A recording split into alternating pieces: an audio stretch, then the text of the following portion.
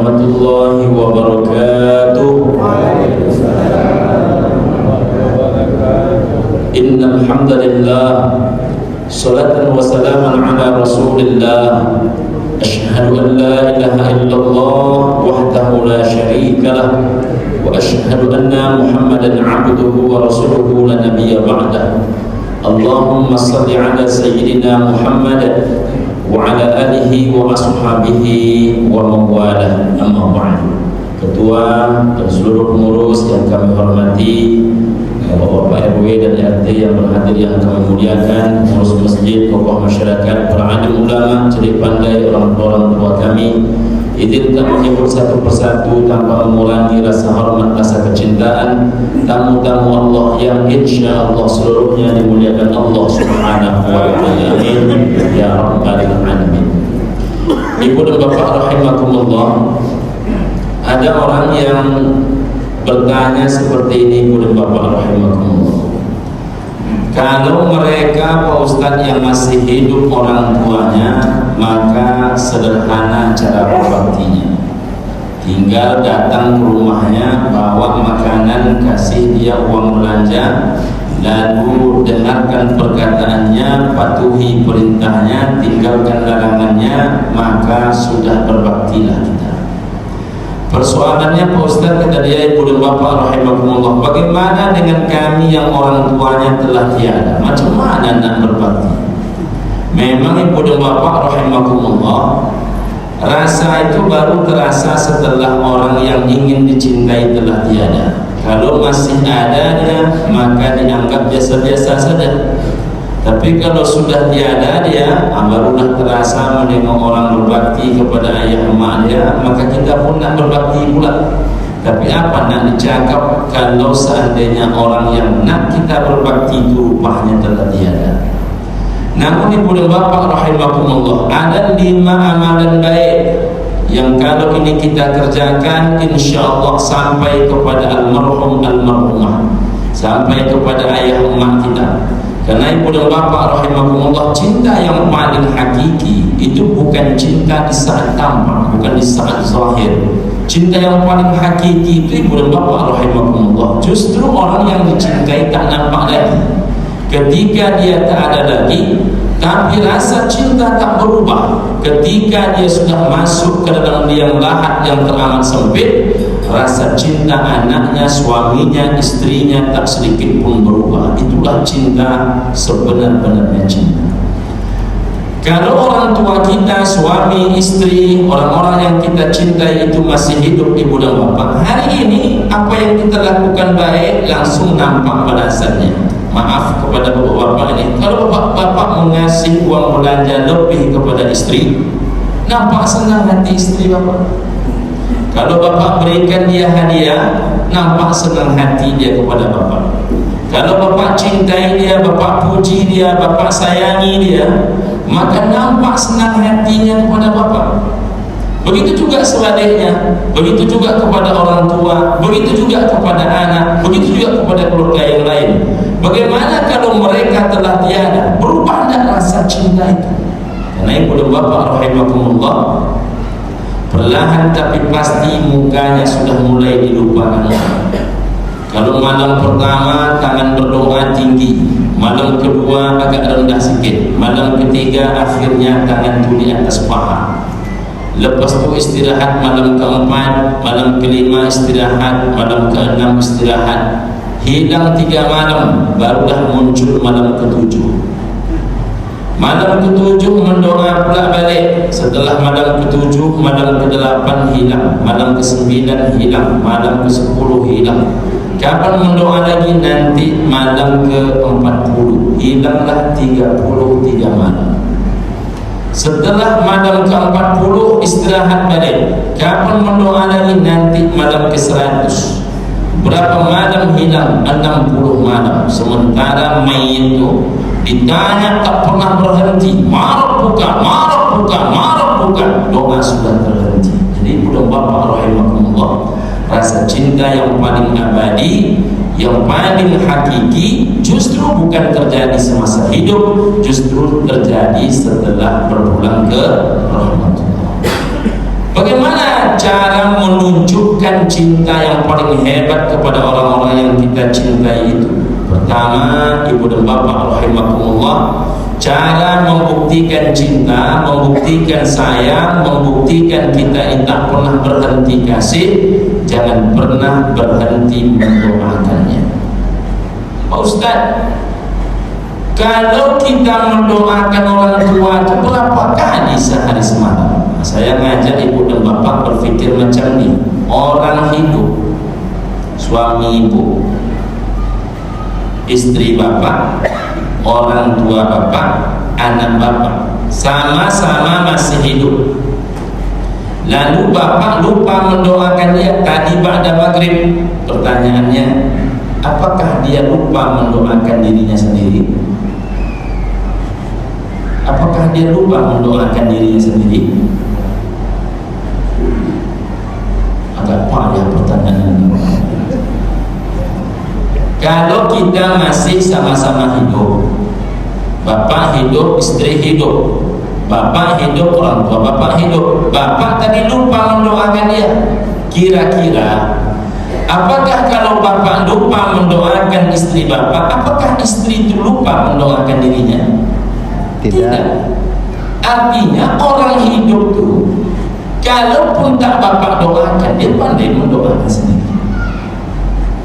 Orang hidup itu, walaupun kita tak mendoakan dia, dia insya Allah pandai mendoakan dirinya sendiri. Tapi orang yang sudah wafat, orang yang sudah mati, tidak bapak doakan tadi dia maghrib. Pertanyaannya, apakah pandai dia mendoakan dirinya sendiri? Tidak. Apakah pandai dia mendoakan dirinya sendiri? Tidak. Maka ibu dan bapak rahimakumullah, apa yang paling diharap oleh setiap orang mati setelah dia mati? Doa. Tak ada lagi yang paling hebat sehebat doa. Kata Nabi sallallahu alaihi wasallam, fa idza lahiqatuhu kanat ahabba ilaihi minad dunya wa ma fiha. Kalau dibacakan doa itu oleh suaminya, oleh istrinya, oleh anaknya, apalagi oleh orang tuanya, oleh sahabatnya, itu lebih berharga bagi mereka dibandingkan dunia beserta seluruh isinya. Makanya sering-seringlah mendoakan dan merhum supaya kita ini rajin mendoakan orang tua kita yang telah tiada. Macam mana caranya Pak Ustaz? Tanamkan ke dalam hati, hidup ini cokak babale. Orang yang tidak hobi mendoakan orang tuanya, suatu saat dia akan punya anak yang tak hobi mendoakan dia. Orang yang tak peduli dia untuk mendoakan orang-orang yang dicintainya setelah kematiannya, nanti setelah dia mati, maka dia pun tak dicintai oleh keluarga. Maka saya menghimbau ibu dan bapak, khususnya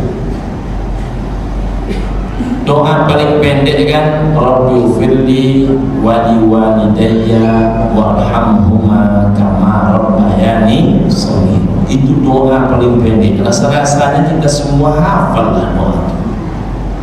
Kalau nak lebih panjang, summa khususan ala hadhihi niyah al-Fatihah. Bacakan dia surah Al-Fatihah.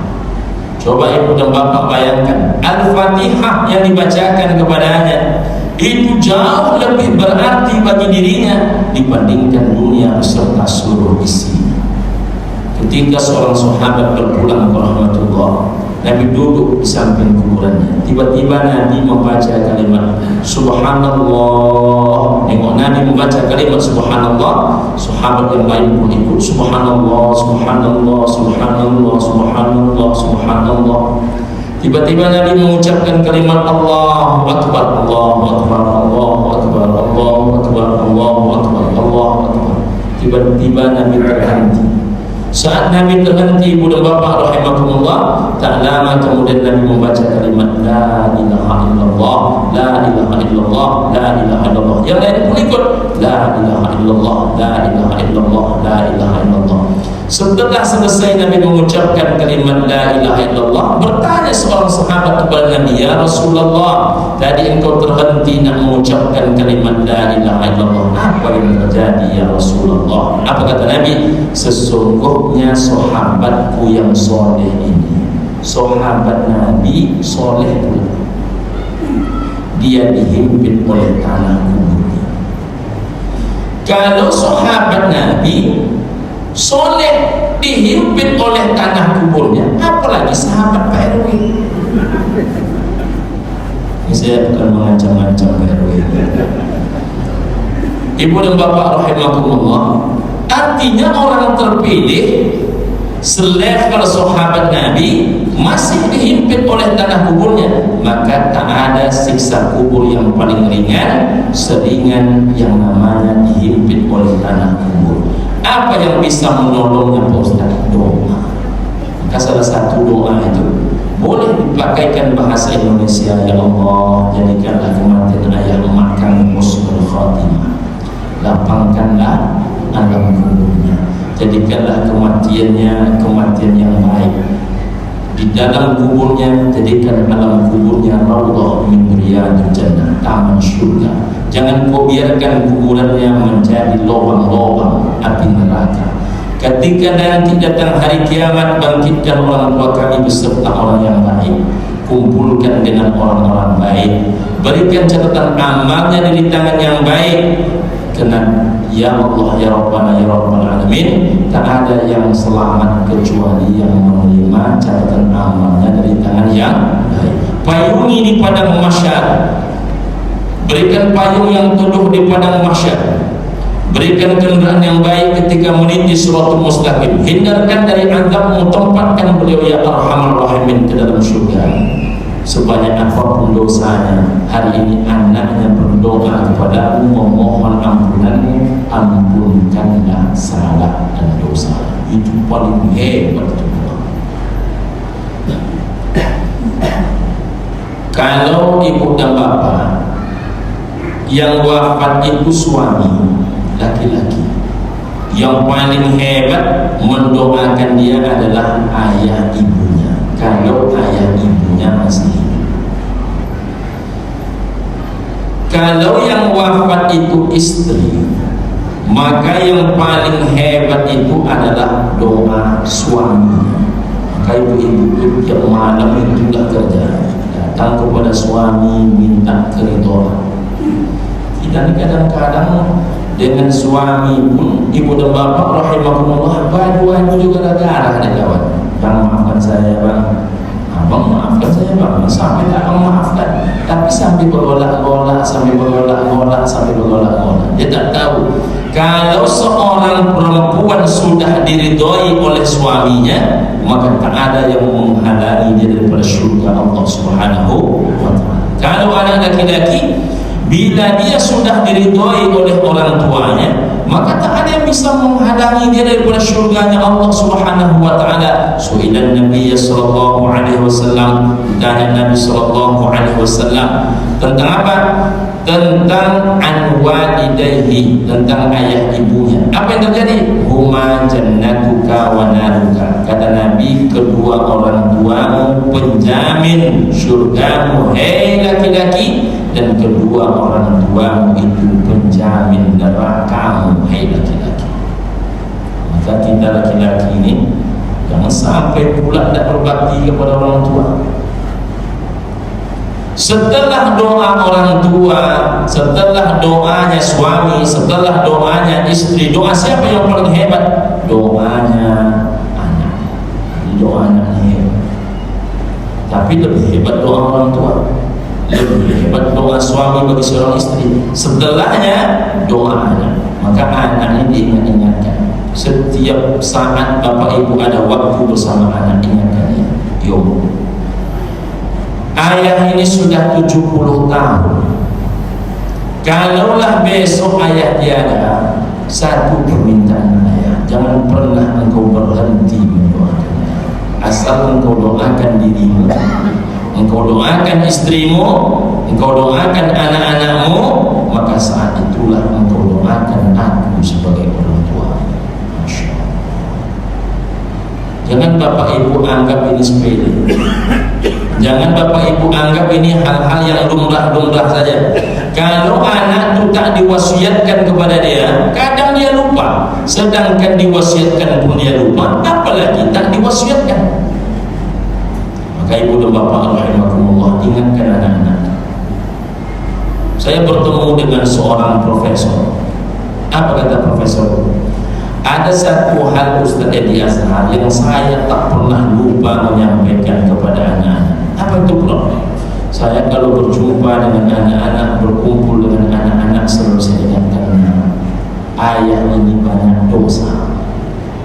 Maka karena ayah banyak dosa, jangan lupa mendoakan ayah setelah kematian ayah. Jadi karena terlalu sering dia mengucapkan minta doakan, lalu anaknya ini suatu kali bertanya, kenapa selalu ayah minta doa? Apa kata ayah? Ayah ini sudah lama hidup, sudah mulai bercampur yang hak dengan yang batil, yang halal dengan yang haram. Sedangkan engkau masih di dalam pondok pesantren, yang engkau makan masih yang halal-halal, yang engkau baca itu masih kitab suci Al-Quran. Maka ayah sampaikan kepadamu, sehebat apapun ayah, walaupun ayah profesor, tapi ayah butuh doa kalian. Jadi jangan pernah mengecilkan doa ayah. Tapi ada orang lain, dia bukan anak kita, dia bukan sahabat kita, maaf, dia bukan anak kita, dia bukan family kita, bukan keluarga kita, tapi doanya hebat. Doa siapa dia? Au-sadiqin sikoh, doa teman-teman yang soleh, doa teman-teman yang baik imannya. Saya beberapa hari yang lalu, Ibu dan Bapak, datang takziah sekaligus mensolatkan jenazah sahabat saya, namanya Ustaz Sulaiman. Ketika saya datang, Ibu dan Bapak rahimakumullah, saya kagum akan satu hal. Apa itu? Solat zuhur berjamaah di masjid itu sampai di luar. Saya bilang dalam hati, ya Allah, begitulah engkau hari ini menunjukkan kemuliaan. Adakah aku nanti macam dia? Orang sholat zuhur sampai di luar. Ini teras ini penuh, teras samping penuh. Ketika sholat jenazah, orang bisa masuk semua, tapi betul-betul padat. Yang menjadi imam Buya Dr. Kariman Ibrahim, dipimpinnya lah membaca surah-surah pilihan, dan akhirnya dibawa berzikir dan berdoa, menggema masjid. Allah ya Rabb, itulah seberuntung orang. Maka dalam hidup ini berkawanlah dengan semua orang. Jangan suka mengkotak-kotakkan kawan. Ini kawan begini, ini kawan begitu. Kalau sudah mati tak ada merek, kalau sudah mati tak ada dari latar belakang, tak ada suku, tak ada ras. Yang ada itu adalah au-sadiqin fiqh, doa teman-teman yang terpercaya imannya. Fa idza lahiqatuhu kanat ahabba ilaihi minad dunya wa ma fiha. Kalau didoakannya lebih berharga dibandingkan dunia beserta seluruh isinya. Yang kedua, selain doa, apa yang paling baik dilakukan buat orang yang telah wafat? Yang kedua adalah al-istighfaru lahum, fa inna hadiyatal ahya'i, sesungguhnya hadiah terbaik orang hidup ilal amwati, kepada mereka yang telah wafat. Kata Nabi, al-istighfaru lahum, seringlah engkau memintakan ampun dosanya, memintakan maaf salahnya. Kalau ke Allah Ta'ala dua, minta ampun dan minta maaf. Kepada manusia satu sahaja, minta maaf. Kalau bertemulah ibu dan bapak dengan kawan amal, ibu yang suaminya telah wafat, ketemu dengan sahabat dekat abang ibu, sampaikan kepada sahabatnya, bang, selama berkawan tentu almarhum ini ada salahnya. Apalagi almarhum ini kami tahu betul maksud dia bercanda, tapi mulutnya lepas berkata, aku adalah istrinya, minta maaf kepada Allah. Sampai itu Ustaz, itulah hadiah hebat. Kenapa hadiah terhebat? Karena dia tak sempat lagi meminta maaf, tak sempatnya lagi. Makanya saya selalu kritisi kalimat begini, Bapak Ibu para pentakziah, andaikan ada kesalahan almarhum kepada ibu dan bapak yang hadir, adakah ibu dan bapak mau memaafkan beliau? Mau semua. Sebaliknya, jika ada kesalahan ibu dan bapak kepada almarhum, sudah terlebih dahulu kami maafkan. Kenapa pula bapak yang memaafkan? Yang berurusan itu almarhum Pak Udin dengan Pak Husain. Pak Husain ini ikut menghantarkan jenazahnya, melepas dia, dilepas oleh anaknya almarhum Pak Udin. Andaikan ada kesalahan orang tua kami kepada Pak Husain, ada Pak Husain maafkan dia, selesai itu, selesai. Tapi jangan pula dibilang andaikan ada kesalahan Pak Husain, sudah terlebih dahulu kami maafkan. Caranya macam mana? Orang tua tak pernah berpesan. Maka salah satu hal yang tak boleh ditinggalkan oleh orang beriman, berwasiat. Saya ketika emak saya wafat, saya katakan begini, jika ada kesalahan orang tua kami kepada ibu dan bapak, adakah ibu dan bapak mau memaafkan emak kami? Maafkan. Sebaliknya, jika ada kesalahan ibu dan bapak kepada emak kami, dia mengatakan kepada kami, sudah terlebih dahulu dia maafkan. Dari mana Pak Ustaz tahu? Karena itulah yang disampaikan oleh emak kepada kami. Awak kau sebelum lolok dan pona membonci ke uang, dan pona mendondang ke uang, dan busuk hati ke uang. Syukur awak memaafkan uang. Sesalah-salah uang ke awak, salah awak ke Allah Ta'ala jauh lebih banyak. Berarti umat sudah memaafkan. Yang payahnya umat itu tak pernah memaafkan. Kita pula pandai-pandai. Jika kesalahan bapak ibu ada kepada emak kami, terlebih dahulu sudah dimaafkan. Kapan dimaafkan? Seberapa banyak orang tua hari ini malah memesankan kepada anaknya kebencian. Kok mati sama bisu? Adik itu jangan sapu-sapu. Berapa banyak dia pesankan. Pandai pula anaknya berkata, sudah terlebih dahulu kami maafkan.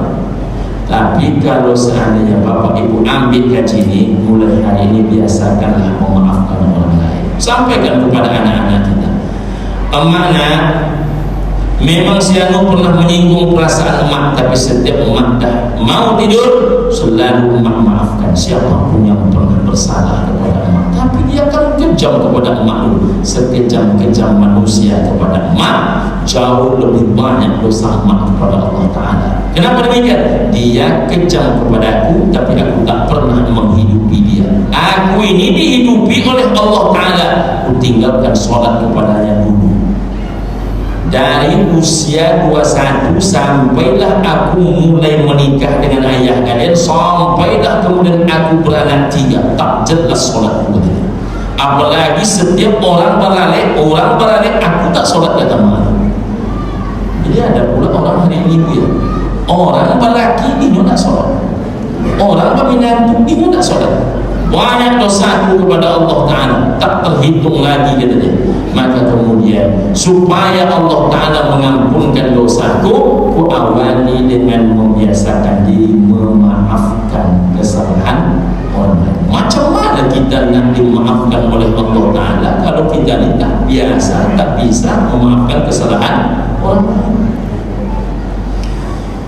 Tak ada gading yang tak retak, tak ada ranting yang tak bisa patah, tak ada manusia yang takkan salah. Siapa kita yang tak salah?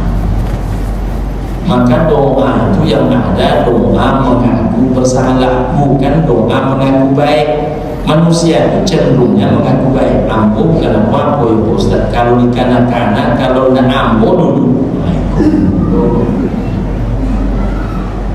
Kalau nak kena saya dulu Ustaz, belum tentu dia macam ni. Yang diajarkan oleh Allah Ta'ala itu doa mengaku dosa. Rabbana zalamna anfusana wa illam taghfir lana wa tarhamna lanakunanna minal khasirin. sini, bosan kali banyak.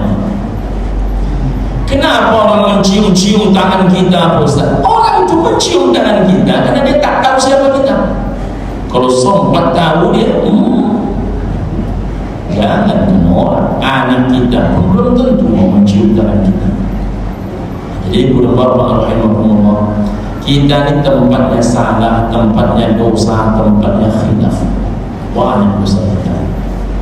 Maka kalau yang sudah tiada, ke Allah Ta'ala mintakan ampunnya, mintakan maafnya. Kepada manusia mintakan maaf.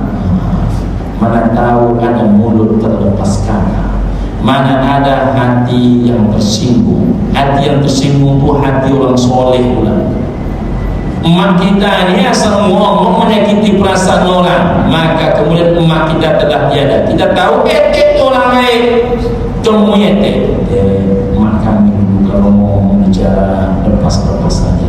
Jangankan etik, kami anaknya pun kadang-kadang kalau tak paham kami dengan emak kami ini tersinggung juga. Namun sekarang emak telah tiada, kami mewakili almarhum. Jadi bolehkah almarhum itu diwakili oleh anak-anaknya? Boleh. Meminta maaf, bolehkah etik memaafkan zahir batin dunia akhirat? Sampai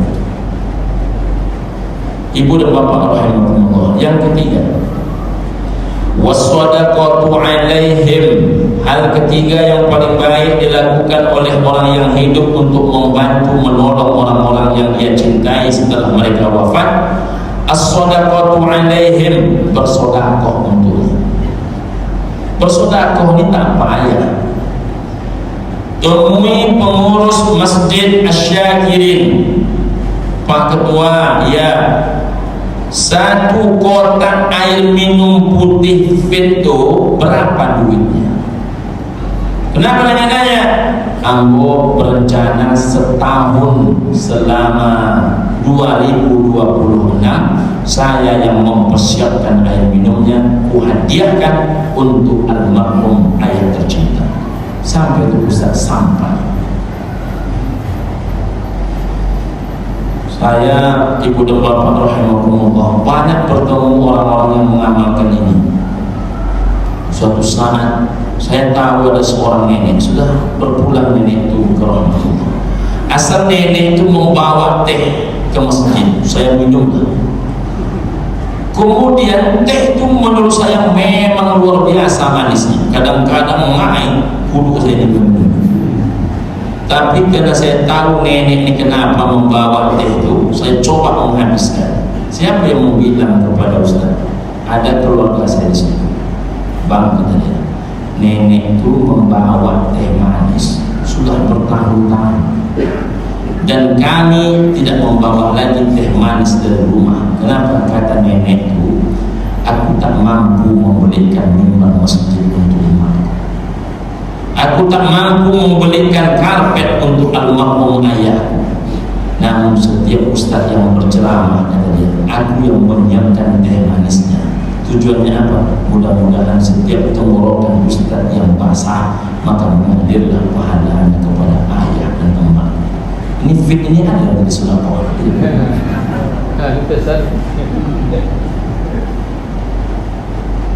Jadi ibu dan bapak rahimahumullah, sedekah. Kita tak punya duit banyak, yang menyediakan air minum sudah, teh manis sudah, parfum taruh di atas kota infak 5 buah. Tolonglah oleh jemaah 5 buah, kan ada yang 10.000 dibuatnya di situ bacaan. Silahkan digunakan di dalam masjid. Karena salah satu amalan tak boleh ditolak itu amalan dikasih parfum. Jadi kalau ada orang ngasih parfum ke bapak, tak boleh ditolak. Karena salah satu sunnah setiap mau sholat itu berwangi-wangi. Tapi saya tak suka aromanya Ustaz. Biasakan menghargai. Yang kedua, sunnah. Dipakainya ke tangan, tak begitu suka, sudah usapkan, pahalanya mengalir. Atau nampak di situ, pakai supaya mengalir pahalanya. Apa kata jemaah? Kami sudah kami lakukan, Pak Ustaz. Kami berikan 5 botol, Pak Ustaz. Baru kami tahu saya beli 5 buah, Pak Ustaz. Pulang 3 buah, Pak Ustaz. 3 cidok puluh di kawan, Pak Ustaz. Cidok di kawan. Yang agak dapat duit, kacamata itu di masjid perlu. Ada orang tak jadi mengaji karena kacamatanya lupa. Kacamata itu harga 200.000 pun ada. Niatkanlah satu untuk almarhum ayah, niatkan satu untuk almarhumah emak, taruhkan di dalam masjid. Bagaimana kalau Al-Quran, Pak Ustaz? Boleh. Sesekali taruhlah Al-Quran yang besar-besar. Saya sholat di Masjid Nurul Islam Perawang. Saya tengok di depan itu ada Quran besar, ditaruh Quran besar di depan. Dikasih apa namanya ini? Dikasih stand apa namanya? Itulah Quran itu. Jadi saya tanya pengurusnya, kenapa Quran besar itu ditaruh 4? 2 di sebelah kanan, 2 di sebelah kiri. Apa jawaban pengurusnya? Ini hadiah dari salah satu jamaah, Pak Ustaz. Tujuannya, kata dia, Pak Ustaz, biar jamaah ini ketika sholat sunat ayatnya tidak hanya qul huwallahu ahad. Jadi 1 rakaat 1 halaman, rakaat kedua 2 halaman, dan dia niatkan yang paling pojok itu untuk ayahnya, yang di sini untuk ibunya, di sini untuk mertuanya, di pojok sana untuk almarhum suaminya. Masya Allah. Coba lihat ibu buat subuh besok mulai. Kalau Quran ini diletakkan di depan, tak semua orang bisa membacanya karena tulisannya agak kecil. Tapi kalau Quran yang agak besar itu, yang hampir 1 meja ini besarnya, itu nampak deh, 1 meter pun nampak deh, hingga ayat yang berganti. Tak mampu 4, buat 1, taruh di depan tempat imam. Jadi ibu dan bapak rahimahumullah, sampai itu pahala. Jadi ibu dan bapak, sayangilah orang-orang yang pernah menyayangi kita, apalagi itu ibu kita. Kasih anak sepanjang jalan, maaf, kasih orang tua itu, apalagi ibu, sepanjang jalan. Kasih anak itu hanya sepanjang jalan. Maka mumpung mereka masih membutuhkan doa kita, membutuhkan amalan kita, berikan Quran terbaik. Apalagi kalau bapak ibu berduit. Kalau berduit, mohon maaf, jangankan masjid, tiang masjid saja. Ini contohnya di bangun musola. Kalau ibu dan bapak tertarik, ini bukan karena saya ketua umum IPMI, datang ke sana tanya 1 tiang masjid ini berapa duit. Kenapa tiangnya bapak tanya? Saya rencananya nak nyumbang 2 tiang, 1 untuk emak, 1 untuk ayah. Kalau ikut orang-orang berduit, bangun masjid, bangun musola untuk emak sama ayahnya, aku tak sanggup. Tapi kalau tiang masjid, rasa-rasanya aku sanggup. Apa kata panitia? 1 tiang 4 juta, 2 tiang 8 juta, 8 juta. Banyak duitnya, Pak Ustaz. Apalah artinya dibandingkan orang tua yang berangkat pagi, pulang malam, tunggang langgang, bersekeringat, banting tulang, kadang berpakai compang camping orang tua. Saya ingatkan ibu dan bapak, tak ada orang yang miskin karena dia memberi kepada ayah mak dia. Tak ada. Cobalah. Tapi kalau tiang kan sekian juta, duit cuma 1.500.000 sampai 2 juta. Cari musola baru mulai bangun. Tanya ke dia, sudah ada yang mempersiapkan sumur bornya? Belum, Bu. Saya sumur bornya kuhadiahkan untuk ayah mak. Sumur bor, selama sumur bor itu masih dipakai, mengalirlah pahala, dan bapak dapat apa? Allah akan bentukkan hati bapak Maaf, Allah akan ketukkan hati anak bapak, Allah akan bukakan hati anak ibu. Suatu saat ibu dan bapak tiada, mereka pun insya Allah akan mendoakan ibu dan bapak. Amin ya Rabbal Alamin. Itulah kaji kita malam ini. Ada pertanyaan? Alhamdulillah, tak ada pertanyaan. Itulah yang dapat disampaikan. Semoga ada manfaat, ada kebaikan. Allah Ta'ala lah yang mencukupkan segala yang kurang. Terima kasih. Masih ada waktunya? Masih ada 8 menit. Ada pertanyaan? Kita lanjutkan dulu ya. Ibu dan bapak rahimakumullah. Itu yang ketiga. Yang keempat, man hajja lil walidayhi, siapa yang menghajikan orang tuanya. Itu yang keempat.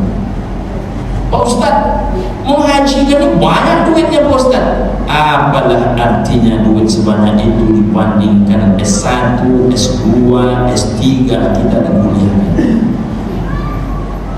Ya kan? S1, S2, S3 kita dikuliahkan dia. Apalah artinya menghajikan beliau? Mohon maaf, menghajikan itu tak sama biayanya dengan langsung berangkat haji. Kalau berangkat haji, daftar dapat porsi saja 25.500.000. Pelunasannya 27 juta. Berarti lebih 50 juta. Kalau menghajikan, membadalkan tak sampai segitu. Tapi jemaah ini kadang-kadang nak murah deh. Ada enggak yang 5 juta apa? Mana ada yang 5 juta? Tapi siamu cuma 5 juta Pak Ustaz. Saya perlu ingatkan, semakin murah badal haji, semakin besar peluang penipuan. Kok bisa begitu Pak Ustaz? Sekali badal umroh biasanya orang tuh minta 2.500.000. Kalau badal umroh, bapak ingin membadalkan umroh orang tua bapak titip misalnya ke salah satu travel. Berapa pihak travel minta? 2.500.000. Kenapa 2.500.000 Pak Ustaz? Di sana pun orang mintanya 2.500.000. Padahal orang yang melaksanakan umroh pagi sebelum zuhur dia selesai, hanya setengah hari. Haji itu tidak ada yang setengah hari. Mulai dia berangkat tanggal 8, 9, 10, 11, 12, 13 kalau dia nafar sani 6 hari. Mau dia dibayar agak-agaknya 5 juta, hanya berangkat pagi pulang siang, hanya lebih kurang 4 jam, dia terimanya 2,5 juta. Maka bapak ibu hati-hati membayar murah-murah. Kamu dapat dan murah Pak Ustaz, semakin murah semakin beresiko. Maka tengok dulu ke siapa badal haji itu dititip. Kalau bisa orang itu bapak ibu kenal. Saya dulu Pak Ustaz dengan emaknya ini sama-sama kuliah. Sekarang anaknya Pak Ustaz kuliah di Mesir, dan selama 6 bulan terakhir dia tinggal di kota Mekah. Alhamdulillah Pak Ustaz bisa saya hubungi. Ketika saya bisa hubungi Pak Ustaz, mau dia Pak Ustaz, tapi dia minta Pak Ustaz 15 juta Pak Ustaz. 15 juta itu sudah murah. Bayar 6 hari. Nusuknya saja bisa 10 juta. Jadi ibu dan bapak rahimahumullah, jangan nak murah. Kamu dapat sekian Pak Ustaz, kamu dapat sekian. Sama dengan kasus umroh, kita nak murah. Semakin murah semakin berisiko. Tiket saja sekarang ada yang harganya 18 juta, baru tiket pesawat saja.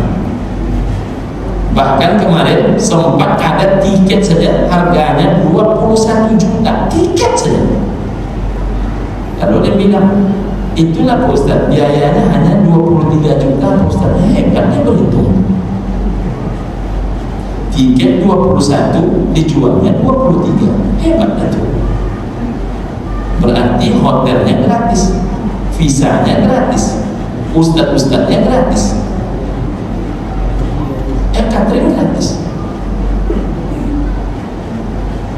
Jadi kita ini dalam, saya minta maaf nih, beli mobil beratus juta tak berhitung, beli rumah beratus juta bahkan bermiliar tak berhitung, tapi nak ke tanah suci berhitung. Saya ini bukan baru inilah yang menemukan orang, mohon maaf nih, di kota-kota inilah saya menemukan orang yang berangkat ke tanah suci minta diskon. Di kampung-kampung itu tak mau dia minta diskon.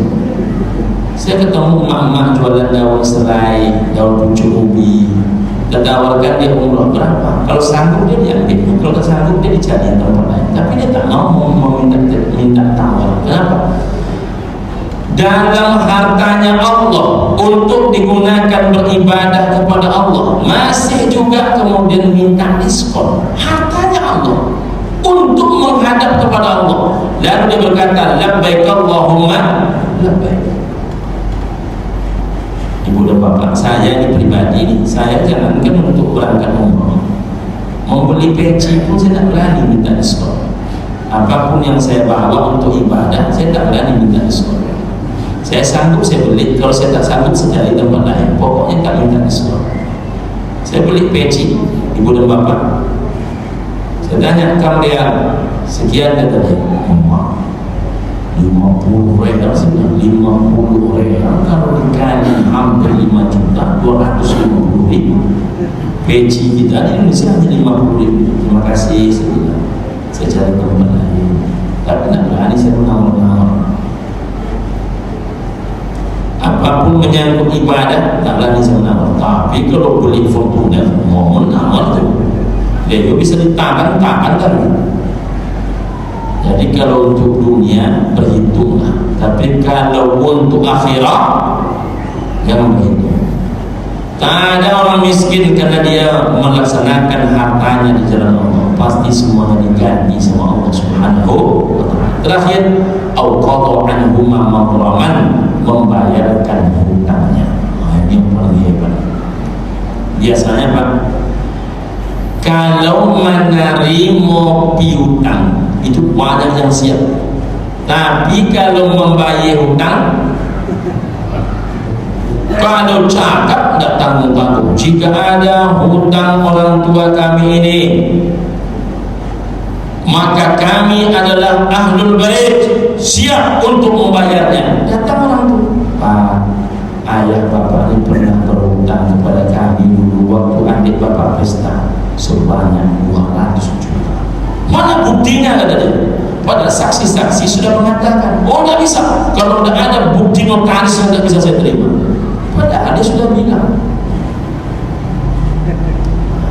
Makanya sekarang kalau menerima piutang, piti masuk, itu banyak yang siap. Kalau membayar hutang itu PK, piti keluar, banyak yang tolak menolak. Kalau cerita lah tanggung-tanggung, kami keluarga siap membayarkan. Rumah ini tak buka 24 jam. Rumah siapa orang tak buka 24 jam? Ya, jangan banyak bercerita tanpa bukti. Saya ketika melepas almarhum emak sama ayah, cucu Wahyu, saya sampaikan, kalau ada hutang emak saya, hutang ayah saya kepada ibu dan bapak, saya ini anak pertama, maka hutang emak saya, hutang ayah saya jangan diminta kepada adik-adik saya, itu menjadi hutangnya Edi Azhar. Nomor saya ada sama adik saya, silakan hubungi saya, insya Allah saya bayar. Ini mengelak. Orang tua juga berhutang-hutang, apalagi dia berhutang dikarenakan membayar SPP anak. Allah. Itulah kajian kita malam ini, semoga ada manfaat, ada kebaikan. Subhanallahumma rabbana wa bihamdika, asyhadu an la ilaha illa anta, wa astaghfiruka wa atubu ilaik. Assalamualaikum warahmatullahi wabarakatuh.